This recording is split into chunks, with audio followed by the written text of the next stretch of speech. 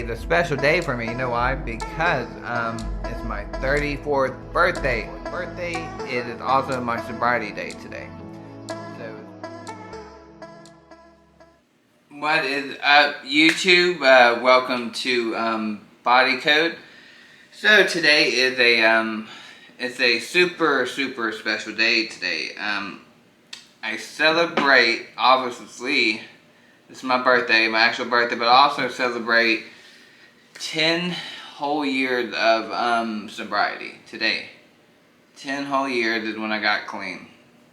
So I know I've done my story before on this channel, back when I first started this channel, but I'm kind of do the same thing and add a little extra info, because 10 years is a long time. And it's weird, I woke up today thinking that it's been 10 whole years since I picked up a drug. You know, so it's just like, I want to be able to like give hope to other people, because I did it now, and I know like other people can do it as well. So, a little backstory, obviously I was a drug addict. I was a heroin addict, and you know, I was just a bad kid. Sold weed and started moving on to like, you know, heavier stuff, you know, more harder narcotics, and started selling that. I'll make it like short, but you know, I sold to an undercover cop, and I got locked up.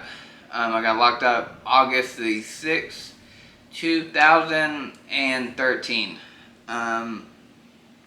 And I got locked up for a heroin trafficking charge.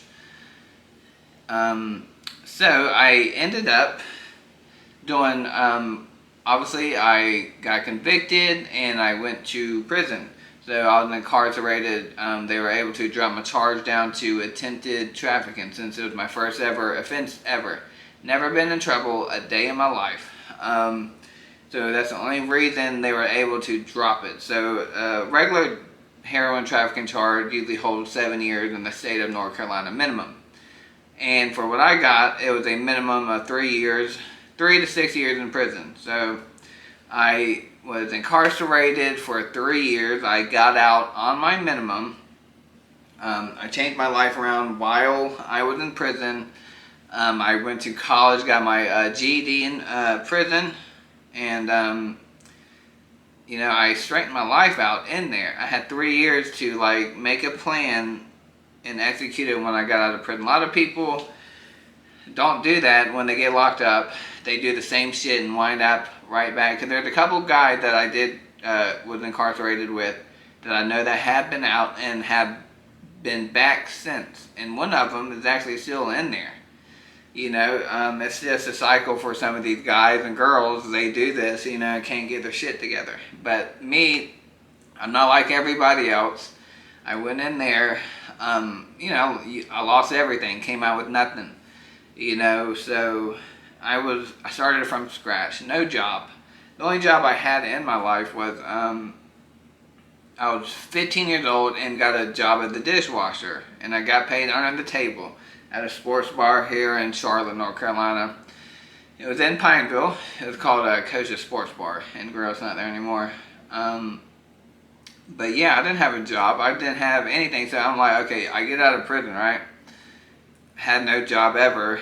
You know, you can't look it up and show that I worked anywhere. Then I'm incarcerated, so, you know, I didn't know what to do. But later, I ended up started working, doing the bullshit where you work in restaurant industry. It's not, you know, like bullshit for the people that do it, but, you know, I had to start from the bottom, like dishwashing, and work my way up to be like a cook, a line cook, baker, whatever. You know, and I did that, man, for the longest time, and now I have a wonderful job. But let me rewind a little bit. You know, it's just the 10 years I've been sober, I've been able to kind of put my mind, when I think about something, I somehow end up accomplishing whatever I put my mind to. And it's so crazy, because I couldn't do that when I was using. You know, like when I got out of prison, I was in college, got paid, the prison system paid for my college. I went through a system called Bearer Pathways, where they choose certain prisoners, like I think a minimum, I forgot what it was. I got lucky, there's like maybe, I think they picked like 100 people, in North Carolina prison systems, and that they would send them to college and pay for it. And I somehow was lucky enough to get chosen. So I spent my time wisely in there. I didn't do drugs in there. I didn't, I spent my time studying, going to school, and trying to better my life for when I get out. Because I was like, dude, I'm going to get out. I'm going to be 27 years old. Oh no, was that 27? Yeah, like 27 years old when I get out. Had nothing to my name. Nothing. So I was like, dude, I need to go to school. Went to get my GED and started my associate's degree in, what was it? Business science. But obviously, I switched it out to two different. I went to simulation game development and did that for, when I got to prison, I was in school. Did that for 6 months. And then I decided like my passion was for fitness. And I worked out a bunch, and I fell in love with personal training, working out, and that's what I switched my degree to. And I'm glad I did, because now, it's weird to think about, I now have my own personal training business on the side, and it's my own business. I started it, from nothing. I remember having help working at a gym to learn the ins and outs, and now I do like personal training where I travel. I'm a, like, what do you call it, independent personal trainer, where I would travel to a client's house or any, public space, and I would train them, and I have my own equipment, lug it around in my car, and I do that, man, as a side job, so I was able to put my mind to this, when I was in prison. I always wanted to do personal training, and, whatever, 8-9 years later, I was able to start it out myself and do something I was passionate about. And that's what's got me like reminiscing. Like in the whole 10 years, I've been able to flip my life around dramatically since I've been clean. And it's like a blessing, and it's sad to see, because I see a lot of people that do get clean. A lot of people I've known, acquaintances, that have been clean for a while, and then somehow they'll go back on the streets, and the shit out there, I don't know what the fuck is out there, but like it's like killing people, so like I'll see people, oh, so-and-so passed away, but I was like, damn, they post a bunch like how great their life is. I'm like, why would you ruin it? So that just shows how strong the addiction is, and I really wish like some people could really stick to like sober living and like doing the right thing, because I've been getting blessing after blessing after blessing after blessing. Like I've hit some road bumps in my life, when I was sober, but it wasn't like a game. It wasn't like life changing. I've been in a motorcycle accident. It was so weird. Check this out. When I was in a motorcycle accident, it like helped me get my shit together more and got myself a car. And like it changed my life around by getting that motorcycle accident. Why I keep riding motorcycles, because I was trying to put off, getting the car thing because it was cheaper and whatever, But me getting that accident, it made me change my mind about motorcycles. I'm like, dude, I need to toughen up and go get my license, and that's what I did. So I mean, it's blessing after blessing. 10 years sober today. I turned 34, and I can't believe the age I'm at. It's crazy to think I made it this long, and that it really, like, life passes you by so quick, and it doesn't feel like fucking 34 years I've been on this earth. It really doesn't. And 10 years sober, I really can't even imagine the life I was living. It's been so long, but I still remember it vaguely, of how horrible it was. And a lot of people will say, well, how do you do it, whatever. And I personally don't do NA, the NA groups. I go there for the meetings, but I never read the book. I never followed the steps. So I know a lot of people probably wonder, a lot of the program works, but I just never done it, and I was able to get clean and stay clean without doing the steps, doing the NA group. But like all my best friends, close friends, do the NA program, and it works dramatically. I think that's the right word. So I know it works. but I've never done it. So when I go to meetings, a lot of people talk about the book. I'm like, I kind of don't know what it's about, and I hate to say, I don't want to feel weird when I'm like, oh yeah, I got sober without it, like I just somehow did it. I went through so much traumatic shit in my life that I wanted to stay clean, and I didn't need a book or any NA group to help me stay clean. Like the traumatic experiences I went through is what made me want to stay clean. When I was incarcerated, I lost my grandpa, closest thing to like my father. When I lost him, couldn't go to his funeral, and that like kicked some gears in me to where like he wanted me sober, and I started like doing it for him. Then I started being for myself, and that's what really is my number one key for keeping me sober, is because of my grandpa. For some reason, he's always in the back of my mind, and that was like the helping start of me getting sober. And years go down the road, and fitness comes in, and now here I am 10 years later, and I don't even think about it. It's crazy it's a blessing to say that, because I know, for the first 3 years, that's all I was thinking about, like getting high, even though I had no intention, but you would have weird dreams, and sometimes you'll think of it, but I didn't, and it's truly a blessing to say that. And it's so weird, 10 years, can't even imagine the people I even hung around with, I don't, it's just a different life ago. And when I tell people about my story or what I've been through, they would have no idea that I was incarcerated or that I was a drug addict, because I'm not the person I was back then who I am today. But the person I was back then helped create the man that I am standing today. So it's weird how everything comes in circle. So if you're struggling out there, if you're wondering, how do you stay clean? I stay clean from like traumatic experiences. I've known people that stay clean because they don't want to go back to the lifestyle. I've known everything. Everyone's story is different. And that's why I think it's like very, it's good to go to like NA meetings. I used to go to them a bunch. I kind of haven't been to a lot of them recently. It's like slowed down a bunch, but I like to go to them to hear other people's story, to kind of keep you motivated.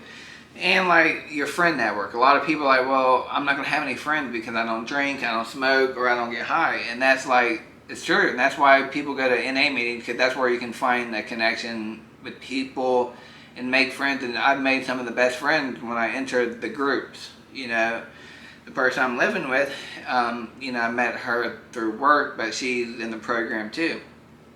And it's some of the best fucking people I've ever met.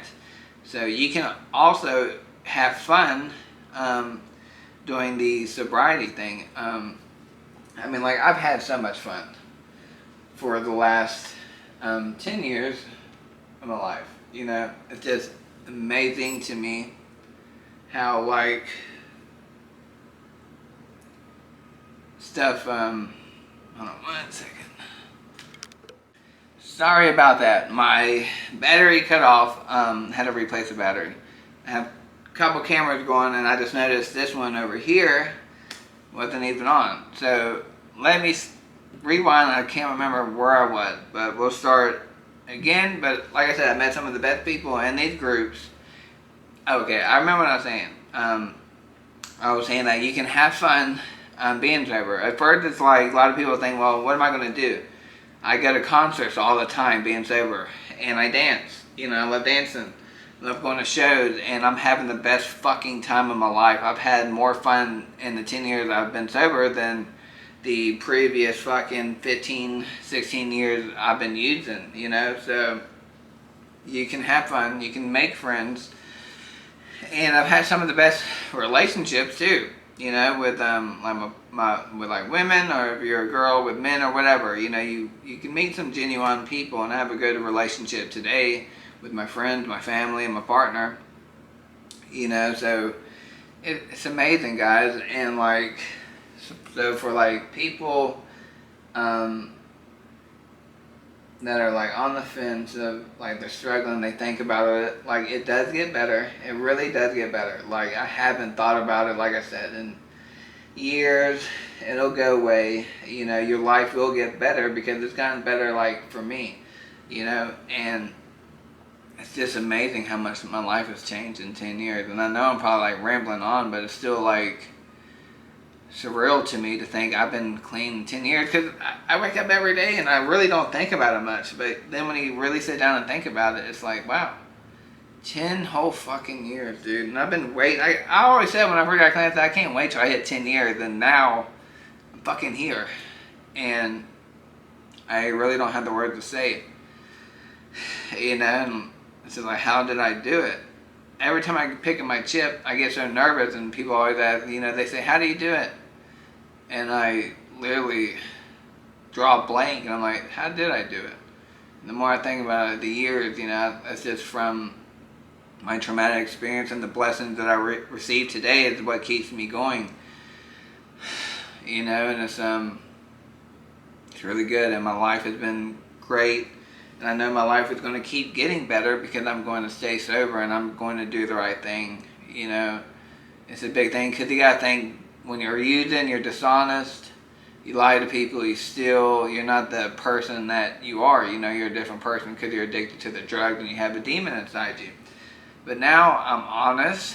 I would fucking give you the shirt off my back. I would help a random person. It's just like, I'm different. I'm who I am, how I am supposed to be. And I like to help people out. That's like one of my things. I remember when I first got out, I was like, I want to help people. And I found that way in like helping people lose weight or getting shape. But I always that's why I like to tell my story, because I used to do this a bunch on social media, where I would tell my story, kind of, say motivated things. Because when I was sober, or when I was sober, when I was using, I never heard someone, say anything. So that's why I kind of like to post a lot of videos for all of you to watch, to know, you can change your life. Life does get better, and you will have some speed bumps. I have too. Been through a motorcycle accident, bad breakups, had my bank account emptied. I've had some bad shit happen while I've been sober. But know what happened when the bad shit? I didn't relapse. I didn't use, and I stuck to the path. I always had an end goal in mind, and that's another reason I think I'm still sober, because I keep setting goals for myself, and I keep accomplishing them, and it gives me like a sense of joy when I do this.